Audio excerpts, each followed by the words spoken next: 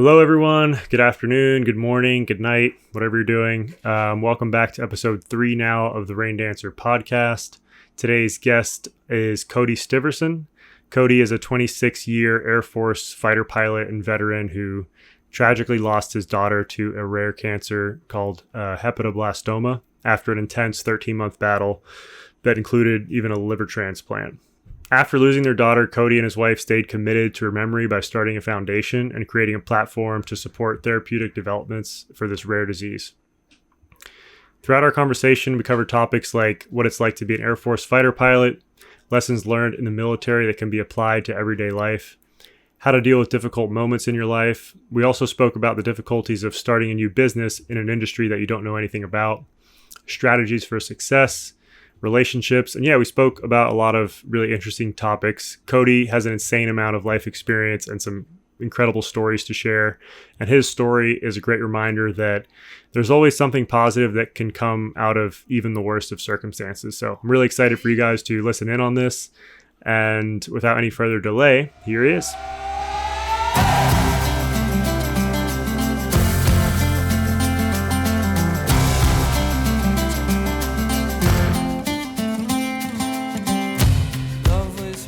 Well, we'll go ahead and get started. I wanted to just kind of relive when we met. Was an interesting experience. So it was pretty standard for me. We met in Leavenworth, which is this, for anybody who doesn't know, is this cool mountain German town about an hour and a half east of Seattle. I was just having a normal day. I was surveying a boat for work in Seattle that day, and I was meeting some friends out in Leavenworth to spend the night at a trailhead to do this really cool through hike the next day. And then we met up at I went to go meet some friends at this bar restaurant, and I showed up early so they weren't around. I went, sat at the bar, had some food, had a drink, and then you came walking in, and I think you were looking for someone, a friend or something, and you were like, hey, I thought somebody you hadn't met before. So you asked if I was that person, sat down next to me, and then we got to talking, and then you told me kind of all the chain of events that led to you being there. And just real quickly, from your side, I want to replay that story of what events and what circumstances that we met under from your end. So I was up there to hang out with a guy named Brady Davis, and he was really instrumental in the biopharma that we'll talk about throughout this conversation. But he successfully started a cancer research company called Champions One, and that had led to years of relationship of them being kind of friends and family discount as we were doing research. And then as we really got this biopharma up and running, he was one of our great advisors and benefactors and connecting us to industry and understood the science, understood business development, all of that stuff. And randomly, about a month prior to the marathon, he said, hey, we as champions have always sponsored the marathon that goes on out there. My sister's involved, and good friends. They had spent a lot of time around that area and just stayed connected to the community. And so he said this could be a cool PR opportunity, and it was about $5,000 to be the main sponsor. And we thought that would be a great way to start telling our story and get out there and get a public face. And it's a great event, like a marathon in a small community. And so it was a natural fit. And shockingly, Brady passed away, I think, of a heart attack about 5 days before the race. And it was just a huge loss to so many people who knew him, obviously his family, and just a massively connected, well-reputed guy. And I had never met him in person. And so I was excited to fly to Seattle, meet him, snag a ride in his rental car, maybe stay at his sister's house. Everything was just working out, and I was really excited. And so when he passed away, we had an internal meeting with the biopharma. It's what do we do at this point? And I just thought it was the right thing to do, to go. And I ended up, the next morning after I met you, I got to meet his sister and the race director, who was personal friends with Brady. And it was just a really cool event. And I've never been to Leavenworth. I think I told you that. We were both first timers there, and just blown away by how iconic that town was, how much spirit everybody represented, whether it was that Oktoberfest celebration that was going on, the marathon the next day, high school cheerleaders showed up, at all ages were running. There was a serious part, there was a fun part, people running in lederhosen, the whole thing. So it was a great experience. But yeah, I was pretty lost showing up there. Not that, that's the first time for me. I've traveled all around the world and been by myself. And so it was certainly a comfortable place. And then you and I had a great conversation, and that just kind of went through. It was a blur of a trip. I think I was only there for about 36 hours, but it was that's why I ended up there. Yeah, I remember us talking about that. I think at some point during the marathon that next day, you were gonna give a speech or something, and the AD system clicked, and so it was a lot of just shaking hands and meeting people and finding out their story and finding out mine.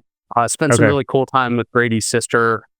Met her husband and their kids, and it was just really special, and it's probably something we're going to stay attached to in the future, just to carry on Brady's legacy.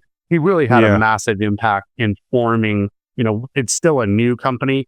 He gave us a lot of great direction at the beginning, and we'll always miss his influence on it.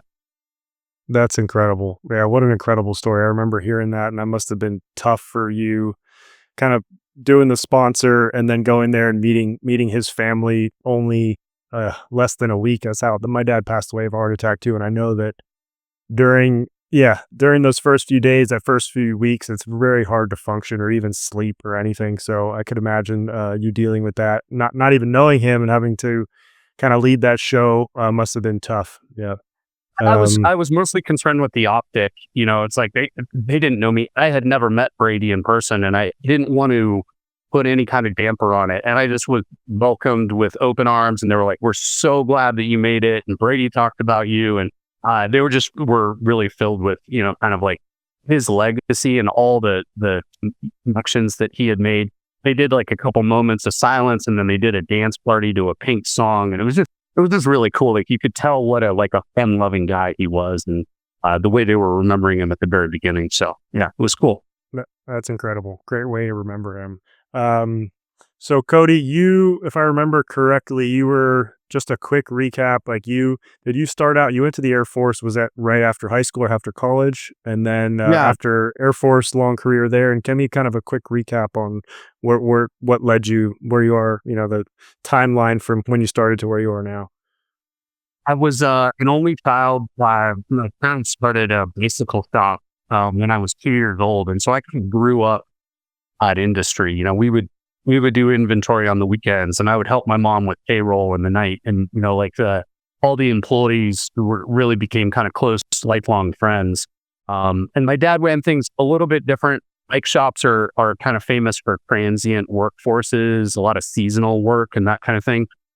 We tried to have a year-long business, moving into exercise equipment, Bowflexes and Airdynes in the wintertime, and tried to retain as much staff as we could.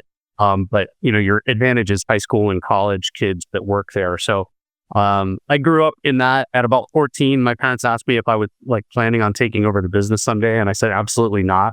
I didn't like the stress of the bicycle industry, which is very feast or famine. It really, really is affected by the bigger economy. And if it's a time of recession, people aren't spending money on what's viewed as a toy.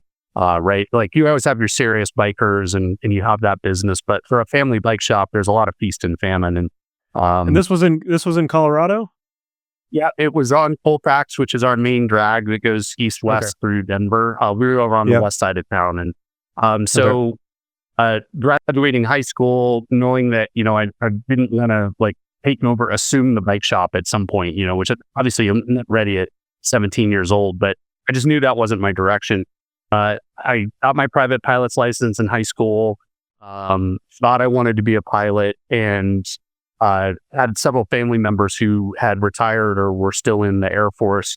And so I signed up actually to be a Korean linguist, which is about a year and a 3-month training program out in Monterey, California. So that's after basic training. I went out there and they taught me conversational Korean, reading, writing, conversation. And then I headed off to Intel school down in Texas to learn the classified part of being a linguist. And then I figured, what was going to be a 4-year stop and, kind of see the world a little bit, get some skills, mature a little bit, and then go to college. I realized pretty quickly that that path wasn't really clear in front of me. And so I applied ROTC programs, and then eventually the Air Force Academy. And with a lot of help and really great command leadership team, I got in directly to the Air Force Academy. And so I started there in 97 and graduated in 2001. There, it was kind of automatic that I went to pilot training because I passed the physical tests. They do an EKG and vision and psychology And I'm test. sure they took it into account that you already had your pilot's license as well. I didn't care No? less. Okay. No. Okay. Yeah, it's funny. And in 4 years at the Air Force Academy, I did not fly anything. I didn't fly a glider, a helicopter, an airplane. Wow. So like my flying career, only a couple hundred hours at that point, like stopped. It had a hiatus. Yep. And I would say, and this is a little tongue in cheek, I don't think this is, scientifically based, but the more experience you have as a pilot, the more you struggle with Air Force pilot training, because military and civilian pilot training are very different. And so it's not an advantage to show up with 1,000 hours or a commercial license or anything, because they do things differently. And that's true across the board. Some people with a lot of experience did great. But you have to unlearn things that you understood. They'd rather just get you started to do it their way, basically. Yeah. This is our way, and it's the only way, and this is how you're going to do it. And so, yeah, you have to drink the Kool-Aid and just get into that. So the way pilot training has changed in 25 years since I went through, but you basically do ground school, and then you fly a basic trainer aircraft, and then you split into what's called track select. So fighters and bombers, cargo aircraft, heavy lifts, and then helicopters. And I didn't have a very clear plan or path. And so I really relied on the instructors that I trusted to kind of like tell me their opinion on what those communities were like. And my first day in pilot training was actually 9/11. So I was scheduled to go out for my very first flight. Somebody came in the room and said, "Hey, flip on CNN, like there's crazy stuff going on." And of course, we were all grounded because we didn't have an operational mission. So my Air Force career, with a little bit at the beginning, like some language training and then Air Force Academy, but never actually earning a paycheck.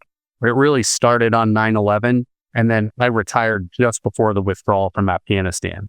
So like my 20-year bookends officer career was very much centered around the war on terror, and a lot of Southwest Asia operations. And so went through pilot training. I got F-15Cs was the plane I was assigned to go train in. I was pretty concerned that I wasn't going to do well. I was the number one graduate in my class of 30, but all of the folks that were headed to F-15C training were all the number one, number two grads, and they had like a 30% washout rate. So really tough school to go through. And I was definitely like in the bottom level. That was the first time in my life that I hit an experience and, a camaraderie, like a group of people that I felt were smarter than I was, physically better, like, great personality. Like they were just killing it. And it was struggle plus for those 7 months. Did that make it easier though to kind of get on their level because you were constantly surrounded by them? There was definitely a lot of lifting up, and like one thing about the fighter community in the military in general, it is incredibly competitive inside that circle. Everybody likes to be the best of their peer group, but never at the cost of somebody else.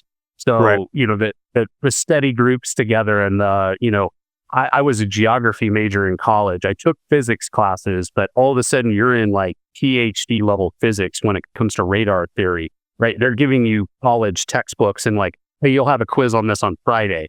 This is just a quick refresher on Doppler and, all these different super advanced radar concepts. And the way they make fighter aircraft is they're incredibly easy to fly. They're very intuitive. So to get out and fly from point A to point B or grow up and do, acrobatics, all that stuff, it's just spoon-fed. The engineers are marvelous that make those airplanes because that's not where they want your brain bite. They want your brain bites working the weapon systems, like understanding the radar, the moving map, data link. You've got a $120,000 helmet you're wearing that recreates the environment in front of you. So it's like a living video game. And there's just a lot of technology that goes into it. And there's so many buttons and actuations on what's called HOTAS, which is hands-on throttle and stick. But if you're spending any brain bites thinking about maneuvering the airplane, you're not doing the mission of why you're there, right? You're not playing with all the gadgets and toys. And it was great training. It was extremely challenging. I was right on the precipice of like getting freaked out. But went through that, and then we had about 6 assignment choices at the end, and I ended up going to Idaho to a Air Force base called Mountain Home, which at the time had F-15Cs, 15Es, and F-16s. And they had an experiment there called the Air Expeditionary Wing, where they actually had a tanker squadron on the base, a bomber squadron on the base, and then 3 different kind of fighters. And the concept was, when you went to a conflict, you would lit the whole base up where everybody knew each other and trained with each other all the time, and just input that into the combat zone. And a little bit of a failed experiment. By the time I showed up, they were kind of resolving that. The tankers were gone, the bombers were gone, and eventually the F-16s, and then the F-15Cs all went away. Now it's just really an F-15E base, which focus on dropping bombs. That's kind of their main mission. And but in the time I was there, it was amazing. Got to go to Alaska, got to go to Canada, got to go to Las Vegas a bunch of times for exercises. And then our real world missions, you're not necessarily overseas, but it was protecting the homeland, as again, this is after 9/11, right? So flying a combat air patrol over the Super Bowl, or tracking the president wherever Air Force One was moving around, we're escorting. And so I was in the military for 9 years before I did my first operational mission. And I always find that funny, but it was escorting President Bush back in the day, and it's like 9 years, and I was so nervous about screwing something up, right? And there's, I think, throughout my life, and especially now as I'm totally changed gears and I'm in a biopharma, that feeling that you're not trained well enough, right? The imposter syndrome, like I get that really strong, and I really have to sit back and be like, everybody's new to everything they do, right? The first time, and 100%. I'm in a business now where you can't fake confidence. Work pretty well in the fighter world is just be like, I'll figure it out. You just go strap the airplane on and you go figure it out, and hopefully it all works out. So wow, that's incredible. What was the hardest part, I guess, about going through flight school and just being a fighter pilot? I think what people probably misunderstand the most is it is a very nerdy environment. Right? The people who succeed and who are the best are pure engineers at heart. You want to know what system is powered by, this generator. What's the backup for that? How much battery do I have? What fuses can I trip, to conserve power here? If something is not working, and something's always not working, like what are those engineering workarounds? So you're kind of building and maintaining the airplane while you fly it. Okay. So you guys also do work on the airplane as well? Like, cause it sounds like you need to, you're definitely, they train you not to be just pilots. You need to fully understand the airplane so that when things go wrong, or just how to best operate it to get the best out of performance, which is very similar to when you're sailing across an ocean on a boat. You need to know every single thing about the boat, because inevitably stuff goes wrong, and you need to know how to work all the systems, have spare parts, repairs, and all that. So definitely not to that level. Being a military pilot is binary in the sense that when you're flying, you're in charge of everything, but there's very little access, right? I can't unstrap and go work on a flap, and then when you land, the second you pull into chocks and you shut the engine down, that is now maintenance's airplane. You own none of it. And so I think the best pilots, you go out and they spend time with the maintainers. They understand the normal cycle checks that are going on. They watch them add oil. They watch them check, for metal parts inside fluid. Like they want to understand that. Most of our experience comes from the book knowledge. And again, you've got multiple sources of power.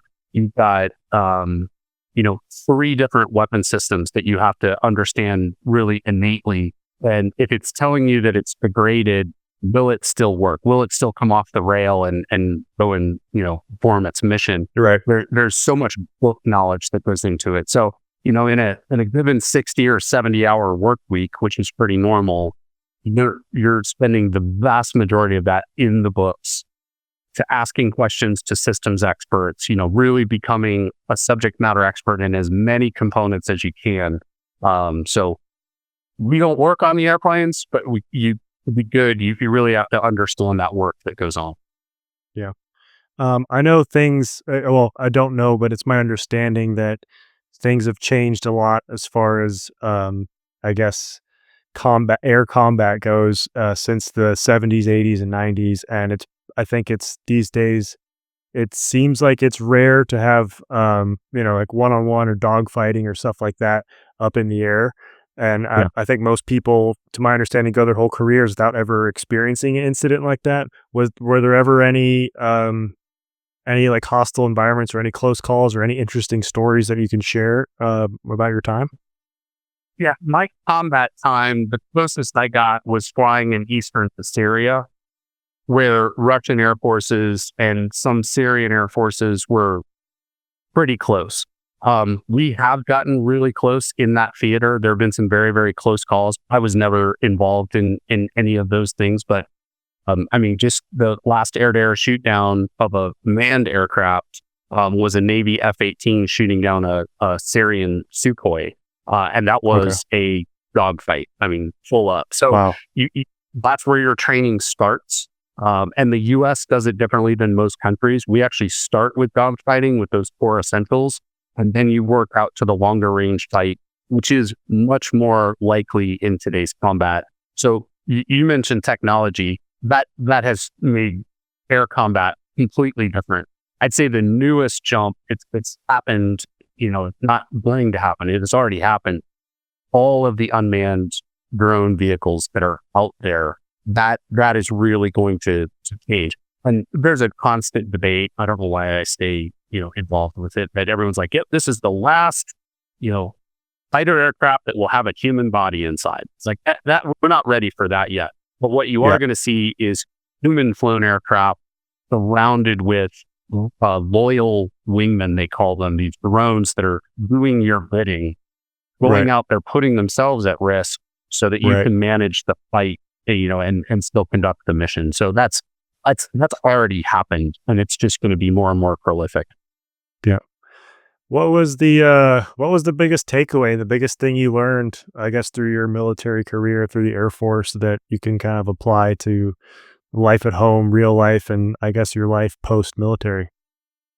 I have 2 daughters that are 9 and 7, and I think the biggest lessons that I took away, other than really valuing the community, the people that I served with, is the leadership trait of not passing the buck down when it's bad news and blaming people above you, like running that decision yourself, which is hard because you want to be, friendly with the people underneath you.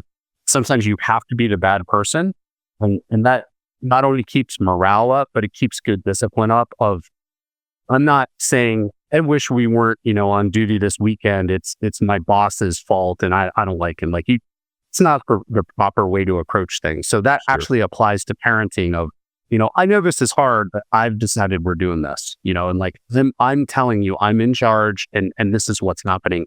I think my kids accept that a lot better other than saying oh, I wish we didn't have to go to the grocery store, but mom is making us, so it sounds really small, but the way you conduct yourself is very much lessons that I learned through the military experience.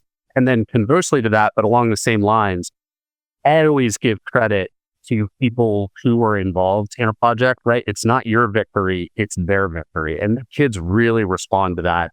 And I slip every once in a while. I'll be like, well, I'm actually the one that helped you draw that picture. It's like, no, that's their picture and they colored it. That's on them. And the little things like that make a big difference in your personal relationship and huge in your professional relationships. I instantly identify people that take credit for what their team did, and I just put them in a really low level. Yeah, 100%. So that's something, I guess, so you're trying to pass that on essentially to your daughters, that skill of taking responsibility when I guess when things may go wrong and it's your fault, but you said also having the authority and the confidence, I guess, to know where to draw the line when it's time to actually say like, hey, I'm sorry, but we need to do this, because there has to be some type of structure to things. But it's a fine line of being authoritative, but also letting them do your thing. And I guess like you said, giving other people credit when they're a part of a project. It's even, I think, for me, there was a couple situations in the past where I was working with a coworker, and they messed up, made a mistake, and I'm not the one to I'm not going to take I'm not the one to tell them to tell the boss that it was their fault, basically. But somehow it got put on me. But it was a small thing. It wasn't very big. But they were also, my coworker was my friend. But it's just little things like that where you don't want to go out and then say like, oh, well, actually that wasn't me, that was him, because then it just sounds bad. So you kind of have a personal conversation with my friend and be like, hey, this is what happened. But it's an interesting fine line dealing with that. So I think that's a really good skill to have.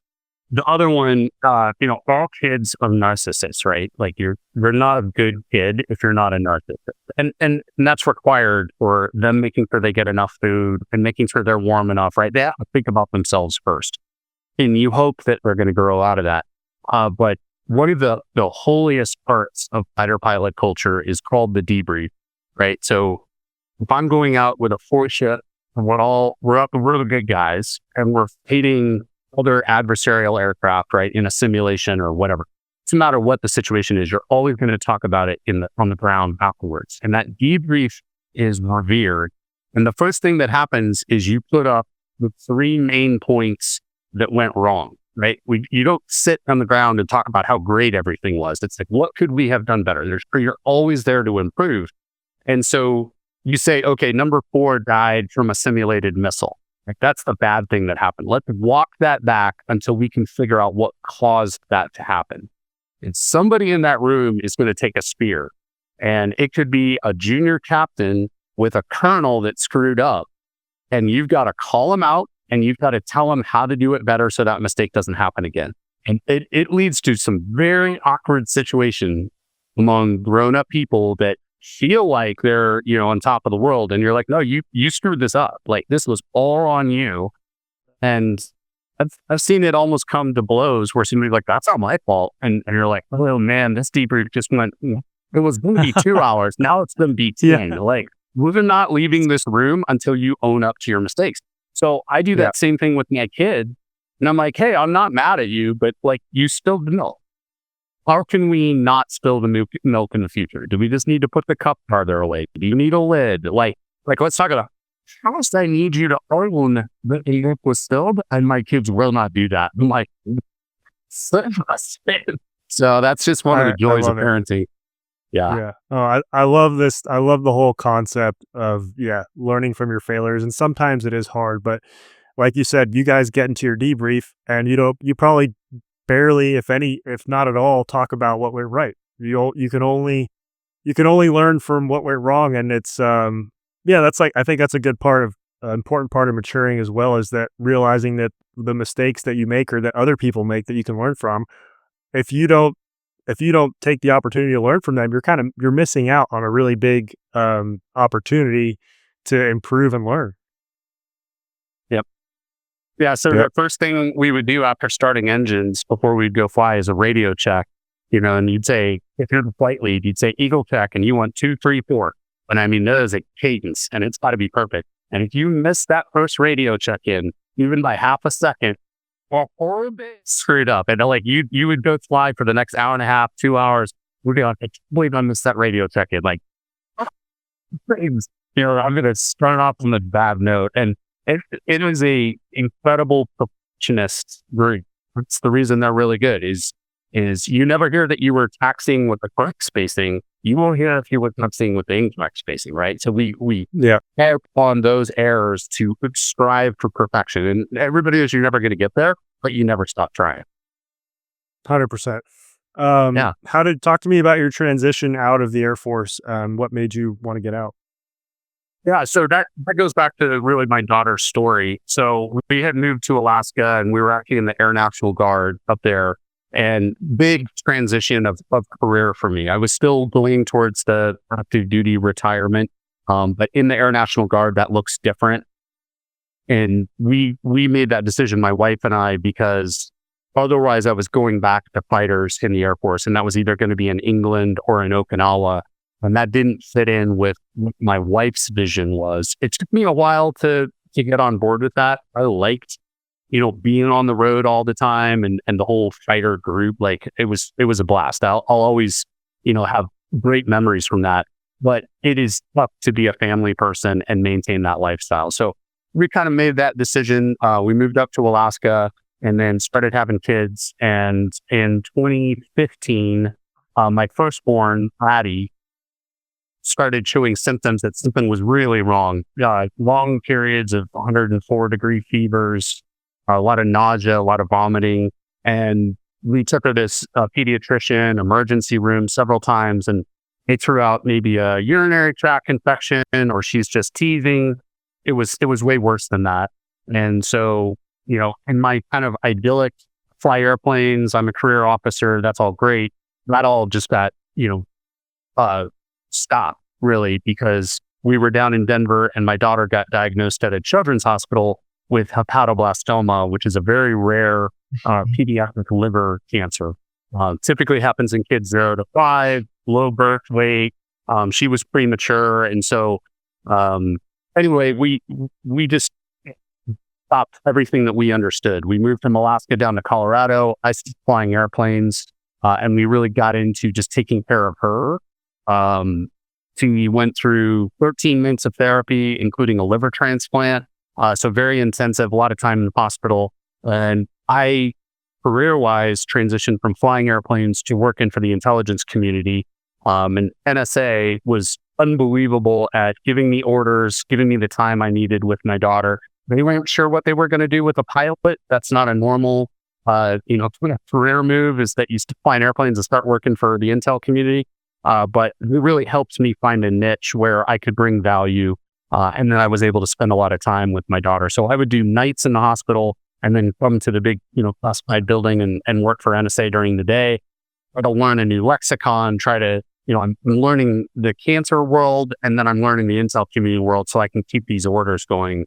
It was a little bit of a nice escape where I could focus on high pressure, worldwide events that were going on and get out of my head a little bit with what was going on with my daughter, and then all the time in the world to go and spend with her. So, yeah.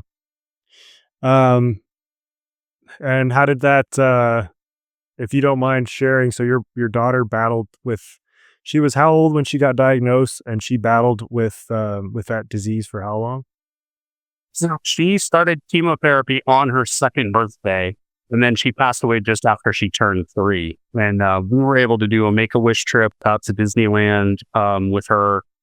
We did a little bit of travel. We brought her to New York, to just kind of have as many experiences that we thought she would really enjoy. We actually went to the Pez Museum in Connecticut, like we traveled to New York, but we did everything that we thought she would love, like a pumpkin fest and fairs, and, she kind of got to eat whatever food she wanted and hang out with her cousins and be with her sister as much as she could. We're in the hospital. It's really hard to maintain those connections because they limit visitors in that cancer ward a lot. So her younger sister really wasn't able to visit very often when she was inpatient in the hospital. We do it as much as we could. I really give a lot of credit to my wife, who made the most of that time. I think I was pre-grieving her and I was really angry. And I wasn't as pleasant as I wish I would have been, but, it's just living in the past and, kind of dealing with those regrets, which, it doesn't pay a lot of dividends now. So, I was definitely in a funk of grief for years afterwards. And some of it still haunts me a little bit, but it prevented me from being present after my daughter died with the people that were still around. And so that, for me, that was the hardest part of grief is picking yourself back up and moving on and making the most of your life. But one of the big transition points for me is just having that feeling of like, what would my daughter want? Like, would my daughter want me to, fall into a bottle every night and be withdrawn and be around? It's like, absolutely not, right? She wants me to carry on and have the best life that I can. And so, like, 100%. living for her, and through her legacy and through her memory is a much more positive place. Yeah. Yeah, I can definitely relate to that. Um, for different reasons, when my dad passed away, there was no warning and there was no precursor to it. And I was hoping he was going to be around for another, 30 years.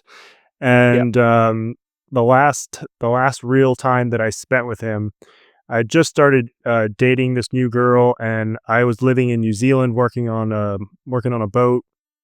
And I flew home I hadn't seen my parents in a year, so I flew home for took my vacation days. And while we were actually doing a sailing trip throughout the Bahamas on a boat, on a catamaran that they had, my dad was kind of semi-retired, and they were kind of going to live their dream. And I spent about a week with them. And my dad and I were super close. We we joked a lot. We did everything together. But that week I definitely just wasn't as present, and I was just getting into this new relationship, and we were on different time zones. So I'd be up at night, like talking on the phone, and I kind of wasn't fully there. And we got in a couple arguments just over, I was trying to teach them. They were still kind of new to sailing, so I was trying to teach them some stuff, and that's obviously what I do for work. And we got in some little just butted heads a little bit. Nothing too crazy, I don't think my dad thought much of it, but you know, uh 3-4 weeks later he passes away. And I look back, for a while, for the longest time, that like week that I spent with him, it just bothered the hell out of me. And I couldn't. I think everybody, and everybody has things that they talk about that maybe they could have been different, could have been wrong, and in some cases things they could have done to prevent that person from passing away. Um, and I think that's something that everyone deals with, and it's something really difficult. But for you guys, I know it sounds like you guys are very close family. After what's what's some advice? What's your next move after your daughter passes away? How do you start to pick up the pieces and make sense of that? Is that even something that is possible? I think everybody struggles with that. Is there any advice that you would give to someone who's going through loss right now? I I would have the advantage of feeling like I have closure with my daughter. And I think as you're talking about that experience with her dad, it's like maybe that closure is missing. And so, I think you and I are in different situations in that sense, because I knew it was coming for a long time, and not a lot of, what are the things I want her to know? What are the things I want to say to her? Like, I was able to process a lot of that. And Yeah. so, I think I'm definitely not a great person to give advice. My wife is much better. She actually coaches grief. She coaches women who have lost kids.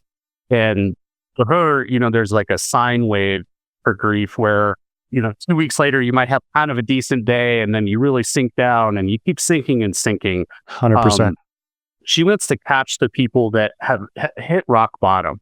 Maybe they're considering suicide, or they're considering making like a really rash decision in their life, or whatever it is. And then they go, no, I don't want to do that. I want to build myself back up.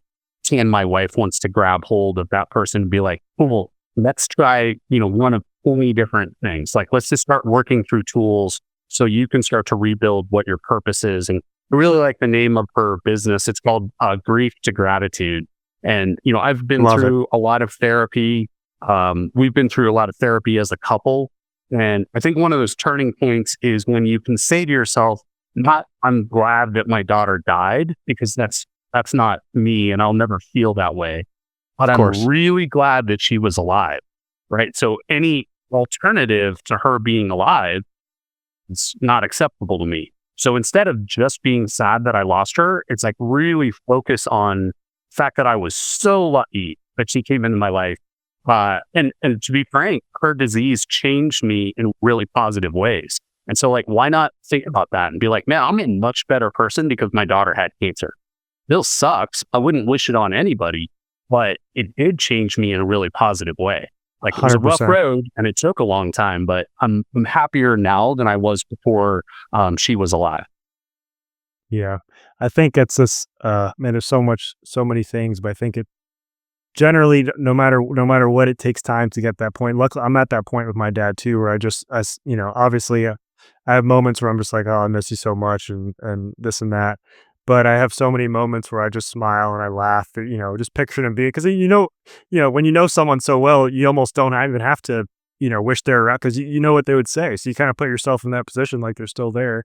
And yeah, he's still, I'm very thankful that he was around. And sometimes when you're in those low moments and bad things happen, it can, if you take advantage of it, it can actually spark a lot of motivation, and it could be a really good time to spark, I guess, change in your life.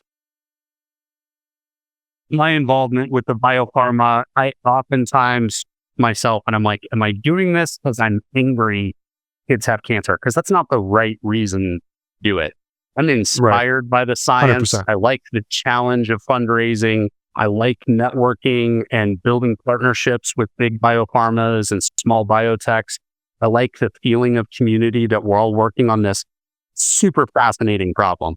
I mean, if you can't just hate cancer, you have to respect it a little bit because it's gnarly. And especially now that we have a lot of solutions for, call it 90% of it, 10% that's still there is really ugly, and it's very puzzling. Yeah, for sure. Going back to just the grief for a second, what do you think, if you had to put words on it, what do you think someone is striving for in their grief journey? I already said the words, but transitioning from grief, right? Which that's never going to go away from me, but it's not the main force. It's not the thing that's kind of like driving my mood most of the time.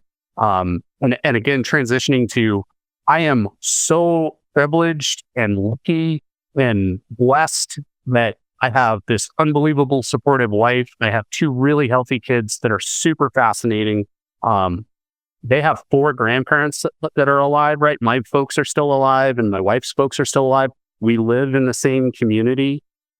They get to go to all the kids' plays. And if I were still living up in Alaska flying airplanes, that wouldn't be the case, right? So I really have to keep things in perspective that if I'm focused on the grief, I'm missing all of this good stuff that's going on. 100%. Yeah, it's you have to stay in the present. And I always say, I mean, at the end of the day, it's another thing on the long list of things that you can't control. For And sure. and you have to stay present, and if you could lose yourself really easily if you go down that thought process, because there's, at the end of the day, there's nothing more anybody could have done to change things, and there's some things that are just completely out of your control. So Things that's been a challenge for me is feel like I know myself that well. I was talking to a therapist a few years ago. I had a lot of PTSD things that came back from combat experience that didn't surface until after my daughter passed away. And I mean, weird thoughts, very irrational things were going on in my brain.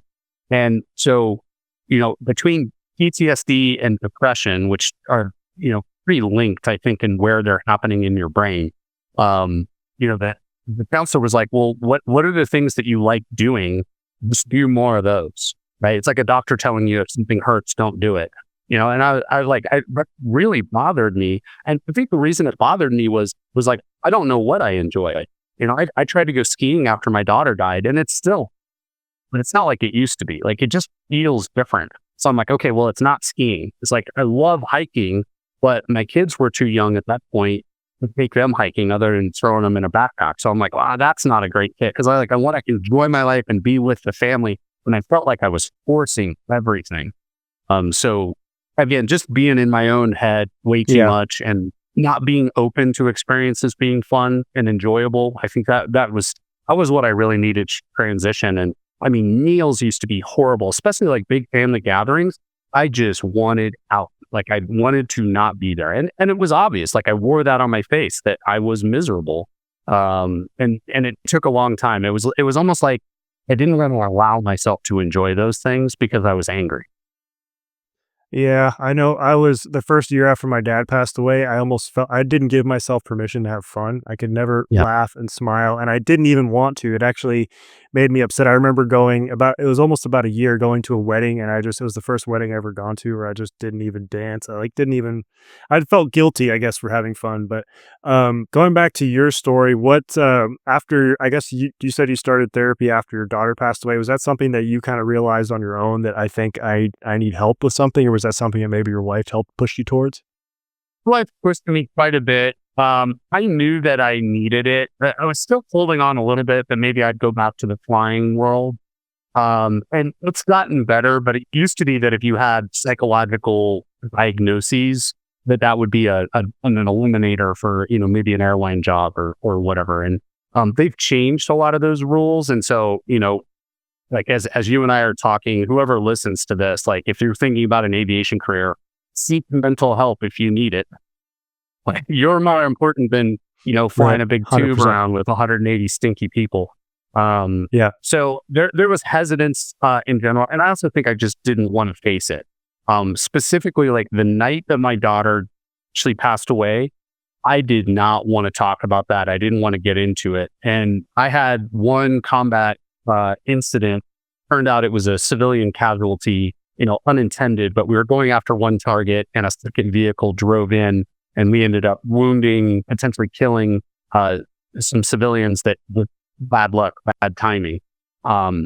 I swallowed a lot of that until after my daughter passed away. And it was interesting because the psychologist who treated me for what was called prolonged exposure therapy, where you sit in that instance, you tell that story over and over and over, and eventually you really get deep on the emotions that are coming up for you. It's a arduous process. Wow. But we got through that over like 12 sessions. I probably told this one story like 200 times. I'm not making that up. Wow. And I figured out that underlying that story that I was telling was my own shame.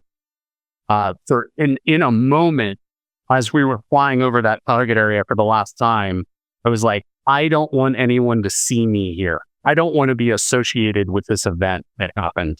And that goes against my character. Like, I'm the person that owns the mistake. I walk in to the boss and say, I screwed this up and here's what I'm going to do to fix it. And in that moment, I was like, I don't want to get shot for this. And I felt like escaping that situation. And it just was tearing me apart. So until I finally acknowledged what the feeling was, then it's like, okay, now we can work through it and move on. But he's like, yeah, we should do this same exercise for your daughter for that night that she passed away. Because those were the two most stressful things that I identified in my life. I was like, I'm ready to pass it. I can't do it. So can we take a break?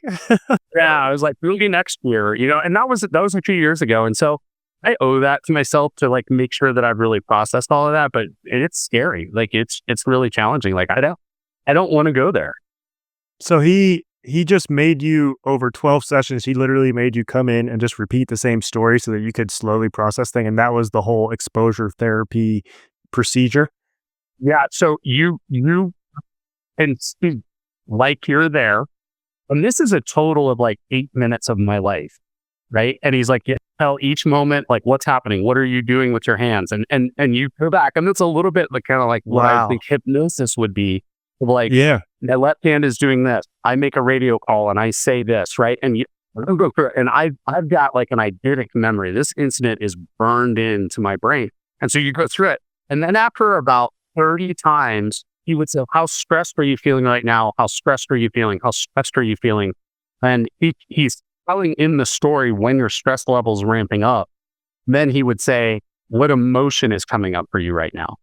And I would say anger or frustration or whatever. And then literally like 11 sessions in, I was like, it's shame. Like I am ashamed of what's going on right now. So it took you a while, and then he hit it. Yeah. And so like 3 months. And he's like, let's talk about shame. And he's like, here it is. Like like this is the golden egg, right? Wow. And then I was like, That's oh my great. God, I feel shame. I'm like, why do I feel shame? It's because I want to get away from this thing and I don't want to be blamed for it. And like this awful thing just happened on the ground. I don't want to deal with it. And like that was revolutionary for me. And so there's something that's hanging from the night that my daughter passed away of like, did I not say enough, or did I not hold her enough? Or like, what is it that's going on down there is like, you didn't do that right. And until I figure out what it is, I can't process through it and kind of graduate from that. Right. Right. Um, so it might be confusing for anybody who may be listening, but can you kind of walk me through the process of getting involved or starting biopharma, and the effect that obviously what happened to your daughter had on that, and what was the timeline like? Did you know that you were going to start that before she passed away, or was that something you started working on after? And just talk to me a little bit about that. My wife and I were open to her having an autopsy and to harvest her tissue and try to conduct scientific research specific to the cancer. Without people who are willing to do that, we're going to know a lot less about these diseases. So we started with let's commit to research. We found a nonprofit lab out of Portland called the Children's Cancer Therapy Development Institute. It's run by a guy named Dr. Charles Keller. We actually spoke with him before Addie passed away, and he gave us some really great advice as parents and as caretakers. So we were connected with him. First, it was her physical body, right? Like that went there. It's in cryo-freeze. We can conduct experiments about it. We tried to do what's called a mouse model, where you implant the tumor into a mouse and it grows out, and you can test different chemotherapy solutions. That's where we started. Yeah. It turns out she didn't live long enough to be able to do any of that. But after a really short pause, after she passed away, we're like, okay, we have tons of people who want to know how they can help make a difference. We didn't need any money. We were in a good financial situation. We had lots of support. So we're like, well, let's take all these good wishes and do something with it. So we started funding what's called bench science. So literally the disease in a petri dish, and you put chemicals on top and see what kills it, but what doesn't kill healthy tissue that's right next to it, right? So that's not the natural body environment. They call that in vitro testing. And then you graduate from there and go to in vivo testing, where you actually have a vascular structure. You're implanting the medicine in the same way that it would be implanted in a live, human patient. So we were funding in vitro research and in vivo research. And I started getting connected to the research community. So oncologists, surgeons, epidemiologists, pathologists. I'm learning all this lexicon of how is histology different than epidemiology? And I just was educating myself for a long time. And my wife really runs our foundation. We've raised a little over $700,000 to date. And then the difference, what happened for me was publishing these great papers, and we're like, hey, here's the target to kill this cancer.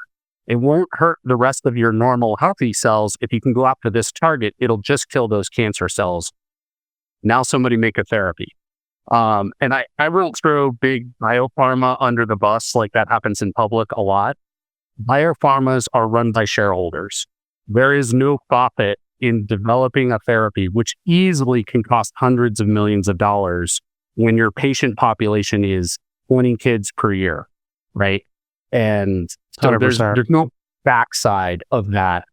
They certainly have a lot more technology that we could apply to pediatric cancer. It's not a good business model to go after. And so scheming with some of my colleagues that work on the pediatric cancer research side, we said, boy, it'd be really cool if we started a biopharma that was 100% focused on kids.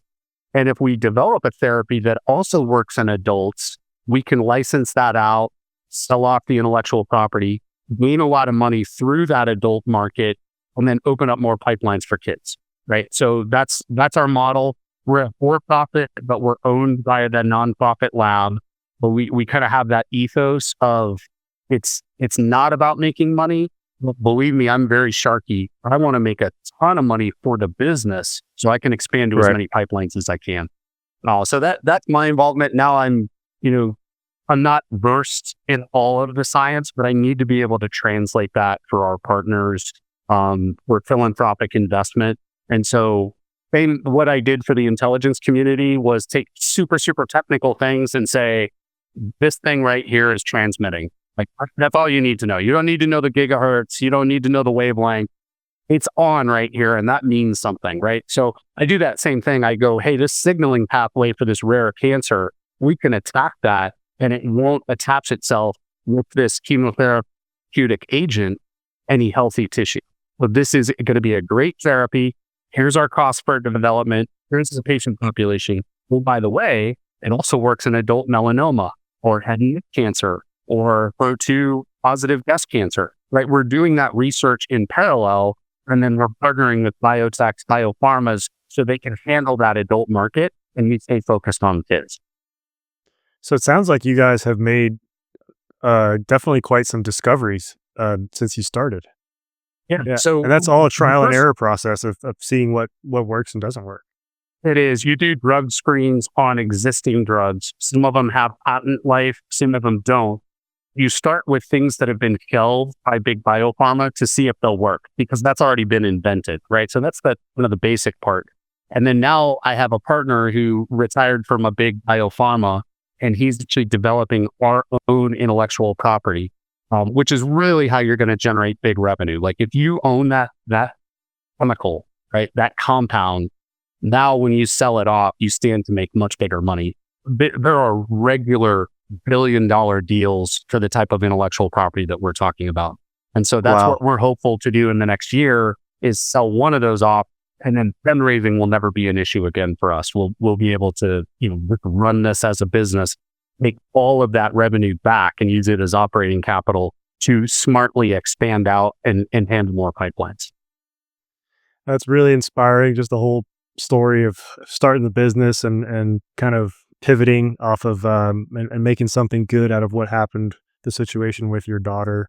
And I'm sure that's challenging just to get into a whole industry that you didn't really have a previous knowledge or experience about. What's been the biggest challenge, I guess, about sticking your foot in the door and getting started in this industry? See, being smartly cautious, right? I desperately want for these things to work, but you really need a forum of scientific people that aren't just believers in a technology or believers in a delivery method. I've had to really step back and say, okay, it'd be great if this works out, but it may not. So let's just kind of tread softly, because you can, we only have so much operating capital. So I've got to have a lot of assurance before I go blow hundreds of thousands of dollars performing assays that it is a sound scientific idea. And so I've gotten really good at being like, oh, I'm glad you're excited about this. Let's talk to 3 or 4 other people in the industry. And it's great when somebody comes back and goes, here's why it won't work. In that area of the brain, you have this problem, and that's why you can't, use this therapy, right? And then I take that and I go, okay, the idea is not dead yet, but I need to answer that question. Otherwise, I'm not going to move on. And so that's been very different for me. In the military, you weren't making decisions like that. I was in Afghanistan when Libya happened, like the movie 13 Hours, all of that stuff. I was in Afghanistan and we got 4 airplanes ready to go to wherever we were going to go, Sardinia, Sicily, Greece. Like we were headed over there and we were going to start projecting power down into North Africa. And I'm doing all this work. I went and got my Africa boosters at the clinic. I'm ready to go. We're planning stuff out. We're looking at satellite photos where we're going to bed down. And then all of a sudden somebody comes in and they're like, oh no, we don't want to give up those resources from Afghanistan. I was like, okay, that's cool. And I've got this giant Band-Aid on my arm from the mega shots that they give you. And I'm like, well, that sucks, right? I'm not in the driver's seat at all. I'm just reacting to what I'm being told. And because I was a mid-level military person, I was never in the driver's seat. So that's been a big change of I am now the operations person. I'm deciding how we spend money. I'm deciding who we partner with. And I keep wondering, when's the phone call going to come in? And, somebody's like, oh, no, we're done with that. Don't make any more efforts there. It's like, the phone call never comes. It's just me. That's been a big change. Yeah. When you're running your own business, you got to be kind of your own planner and you got to be your own boss and create all this stuff for you. And it's interesting. I'm just trying to understand. So when you guys started, I guess the starting of the business was literally based just testing. And do you guys, these are being kind of contracted out to nonprofit labs, for example, and then you're getting results back from them? Are you actually doing any of the testing or involved in any of that stuff yourself? Or I'm just how would you go about starting a business like that? Yeah, like when you look at the infrastructure of Pfizer, Bristol Myers Squibb, AstraZeneca, you're talking about thousands and thousands of acres with tens of thousands of employees with 5 decades of experience building compounds and doing all that. We're not getting into that game. So we order chemicals to be produced. We compile those together in another place so that our intellectual property isn't stolen. We send them to an independent lab for testing. Sometimes we use our nonprofit lab in Portland if they have the machinery that we need and they have the bandwidth. And it also has to fit in with their model. So if I want to test on an adult indication, I have to go do that at an independent lab. I'm not doing it at a place that's focused on kids and their therapies. But if I want to test it against a rare pediatric cancer, probably where I'm going to go. So there are these milestones of, like follow the bouncing ball, how an idea becomes a therapy. And so we just have to be really careful how we manage our operating capital and subcontract as lean and slim as we can so that we can move as far as we can down the road. So right now I make $100 a month, right? That helps with overhead. Yeah. So basically you're sending out chemicals to labs in certain combinations or certain types of chemicals, and you tell them like, hey, test against this. They give you back the results. If the results are positive, then you can kind of put, I guess, a conclusion together and be like, oh, this is what we got. Let's move on to the next thing, see if we can improve on this. And then that's how you develop, I guess, therapies and treatments. Yeah. And so to partner, we are going to get venture capital. And venture capital, when it comes to biopharma, is very savvy. In the room is going to be an oncologist with tons of experience, and a surgeon, and a pathologist, and a chemist, right? They're going to steal from industry super level experts. So when you pitch them for money, you go, hey, here's the disease we're going after. Here's our patent for intellectual property on this antibody drug conjugate we've developed. Here are the assays from all the independent labs that have tested these things. That's how we know it's going to work. Here is the doctor that's going to run our first trial at this institution. Here is the Children's Oncology Group, the FDA, NIH, National Cancer Institute, Children's Oncology Group. You've got to have a super legit business plan. On the biotech side, if you've got a smaller company, they're also going to want to see all that scientific evidence. May or may not care about the trial side. Right? Somebody in venture capital, they understand all of this stuff. So they're not going to give you one dime until all that is prepared in front of them. And they don't care that you're trying to be a good person. It makes no difference to them. It is return on investment. So you have to prove to them that the 10x return is at some likeliness to happen. It's not a guarantee, but they need assurances that it's a good plan. We're coming up, Cody, we're coming up on a little over an hour now. I got a few more questions for you. I don't want to take too much of your time. Another question I got is, you seem like you've obviously done a lot of different things in life, and now you've started this new business. What advice would you give to someone who's wants to get into business, into a new business, but they don't necessarily know a lot about the topic or the industry, and what's a good way to get started and a good strategy to get ahead? Well, I don't think anything I've done has been too bearing. I don't think I'm a big risk taker. I have gone through a lot of transition programs as I switched from a military career, right, which was bookended really nicely. I started as a defense contractor, and that really was just to kind of like add my checking account and my savings so that I could make this move, which I was hoping that we would be full-time paid employees, but we don't have that much operating capital yet. So at some point, hopefully it's a kind of a regular 9-to-5 job. I think willingness to ask questions and to look for mentors has been the number one piece of advice I would get, is find somebody who looks like who you want to be, and just be really open and honest and say, like, I'm scared of making this transition, but I like where you are in your career, in your financial situation, whatever. Like, would you be willing to give me that advice? And I did that all the time as a military officer. And sometimes we were required to, and so I would do even extra, and I would go talk to the people that I wanted to be. And now I'm doing that. I make cold calls all the time to biopharma CLOs, and hey man, can you just spend an hour? And they always think I'm asking for a job first. when once we get over that, and I'm like, no, I really like, I want to be successful in this. I know you care about this cause. Like, give me that good advice. Yeah. So that willingness to go out and ask for help, I think is the number one. I love that. Yeah, I guess, yeah, what was I going to say? I guess switching gears a little bit again. You've mentioned a lot, I guess, if your wife's pushed you to do a lot of things. Just talk to me real quick about your wife, your partner, how you guys met. So my roommate from the Air Force Academy married a girl from CU Boulder and asked me to be the best man. And my future wife showed up to support her friend. And so we were at this remote place in southwestern Colorado, and I was actually leaving for Afghanistan. And I knew it was going to be at least 6 months, but it ended up being longer. And so I wasn't like in that mode at the wedding to like meet somebody. Right. And it's probably because I didn't have my game on, which I don't really have much game anyway, but I was just very, authentic. And she's like, oh, he's a nice guy and he's in the military and he's friends with my friends. And so she came up and started talking to me, and she said, hey, you said you were at Mountain Home. You know this guy who was a friend of hers from college. And I was like, yeah, he's one of my best friends. I'm like, do you know his wife? And she's like, yeah, that's my best friend. And so we had a lot of connections.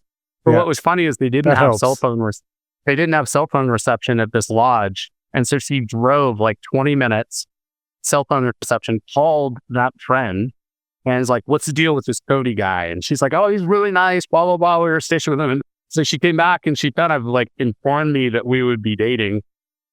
And I was like, I don't know how to tell you, but I'm headed to Afghanistan. And she's like, I'm in that same day she did that? Well, it was a couple days. The story goes better if it was the same day. But like we kind of started chatting, and and I was in training before I headed out to Afghanistan. And so like every weekend I was coming up to Colorado to see her. We climbed to, Fortuna. We went to the museum and like just know each other. And then I was like, I have no expectation that you would wait for me while I'm in Afghanistan. And it turns out she was like the best long distance girlfriend ever. That she would send me care packages. She would send me, emails. We would call whenever we could. And so towards the end of that, I actually wrote her dad, only knowing her for about 8 months at that point, and asked if I could marry his daughter. And he wrote me a letter back like to Afghanistan. And I mean, it was pretty cool. And so we met in England when I rotated back, and I proposed to her in Bath, England. And then she moved to Texas for me. I mentioned earlier, I was supposed to go back into fighters, and he put out there that like, hey, maybe it's time to grow up. Right. So she's always had a much bigger vision of the world and looks at me as more capable than I think I look at myself. And so she really encourages me to take risks and really backs me up on that. So we moved to Alaska. We had kids. We went through childhood cancer together, started a foundation afterwards. And it's funny when we sit down with like grief counselors as a couple, like it takes like 2 minutes to tell our story. And counselors are like, your lives are insane. Like, nobody wants this much stress. And then on top of that, their daughter, gets sick and dies from this awful disease. Like, but it's really a crazy life that I think both of us had led. And we're just good at supporting each other.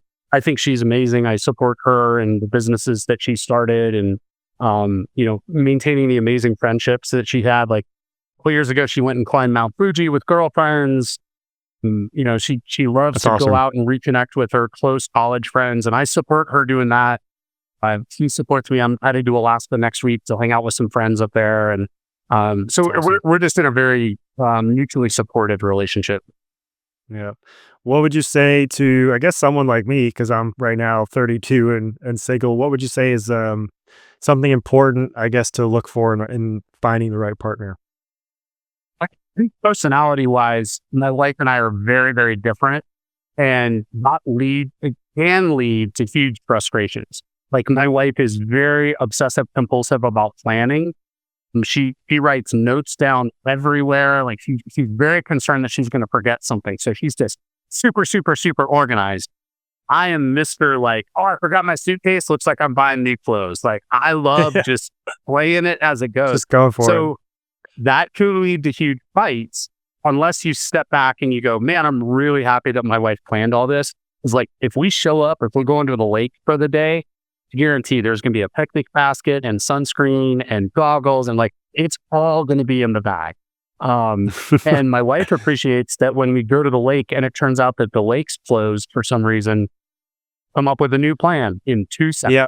Right? You're And ready I'm to like, pivot. yeah, the lake's great. It's like, here we go. We're going in this direction. Thank God we had sunscreen. Like, we're going off this way. And so it takes like appreciating the differences in that other person. And I think if I'm like, and it'd be weird if I found somebody like me, but I think that'd be boring. Yeah. So like, I look at her as a challenge and also as like a huge benefit to my life that she thinks of and takes care of all these things that are beyond me. Right. Yeah. A way to balance each other out. She helps and I guess improve your life, improve the things. She's good at the things that you're not good at and vice versa, it sounds like. Yeah. Yeah. My skills don't show up as often as hers do, but I can be pretty clutch sometimes. Yeah. Wrapping things up, Cody, just for someone like you who has been through so much in your life and your career, just you were talking about you and your wife being through a lot. If you were to look back right now and just do some reflection, what are you most proud of? Definitely being a father to a daughter who went through something awful and just, making it the best that it could be for her. And then my girls now are super fascinating. We didn't even get into, my younger daughter's actually adopted, and that is another huge process and it's another huge story. But I'm really proud that I have grown up at really challenging, difficult times. I mean, flying down to Texas and being in the hospital in a very confusing and like fast-paced situation, adoption in every state, however it happens, is a wild story.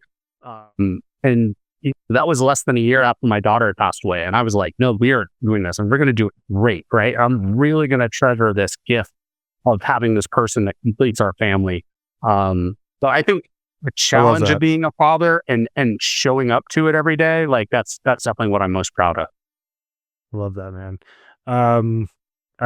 I guess last question, if you do have some type of recipe, what's your secret, or what kind of strategies, what do you do on a day-to-day basis? Like when you wake up, like, okay, I know I'm going to be in a good mood today or have a good day if I kind of do these certain things and stick to these routines, or what's your recipe for just having joy in your day-to-day life? Sometime in the morning every day, I will catch myself starting to tend towards negativity and giving myself like 1 minute in a quiet place to sort of wrap through, like, what are all of the good things that I should be thankful for. And sometimes I have to do that in the middle of the day. Like it wears off, and I'm like, okay, let's take a reset. My wife was really nice for Christmas. She got me an espresso maker. And that thing has been so clutch. Like, I am such a more positive person, and it's not the caffeine from it. The little things. It's the process. It's taking the break, walking into the kitchen, listening to it, as it's heating up, and it's like, cool. I am really thankful for all these things going on. So yeah, I love that. Just finding that great place of gratitude in just a quiet moment. That's really big for me. Will you guys be back in Leavenworth for another marathon, or do you do it in different locations, or what's the? I think we're going to support that's the annual Leavenworth Marathon. I haven't talked to them in the last month, but I think it's something that we want to support again. I actually really want to bring my family up there, like that whole Oktoberfest. And I know Leavenworth also goes crazy for Christmas. And it was so idyllic. Oh, yeah. I loved being in that area.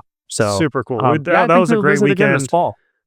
Yeah, that was a great weekend to be there. I remember so that day we thru hiked it. I should send you some pictures of this place because it was awesome. It was a really challenging day. It was like 22 miles, sunrise Wow. to sunset, and it was hard to walk at the end of it, and some challenging miles. But afterwards, we went down, yeah, to Leavenworth for beer fest and grabbed some beers. It's such a really cool place. So if you're doing the marathon again, definitely let me know. I don't know if I'll run a I full will. marathon, maybe a half marathon, but I'd love to show up and catch up, man. And Where do you a live on real your boat now? Is it out of Seattle? no, I'm actually so my this is my first or second, I guess now entering my second year of being a snowbird. My mom and my whole family, dad's side of the family, mom's side of the family, everybody lives in Florida. And with my dad passing away, I've always made it a point to spend as much time with my mom as possible. So I love it up in Washington. I was living in Bellingham, Washington during the summer months, which is just like 30 minutes south of the Canadian border, just on the coast. But I've been back in Florida since the middle of October, and then I'll be in Florida until April, and then I'm heading back up to Bellingham. And I'm hoping to potentially buy a house there by the end of the year. I may end up being full time there, just visiting here more. I'm not sure, but the boat is like a play into, I guess, just trying to have my own space while I'm close to my mom, and also just being around the boating environment. And it's easier to pick up jobs too, just working as a marine surveyor, and it's what I'm most familiar with. So yeah, that's how that all plays together. Awesome. Yeah. Well, I look forward to getting to know you better in the future. Thanks for giving me a platform. 100%, man.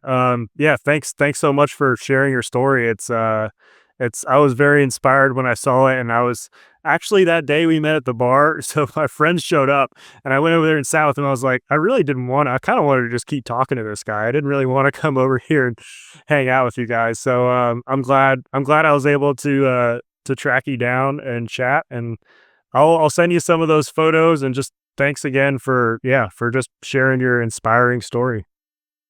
Appreciate it. All right. Take care. Chat soon. Thanks, Cody.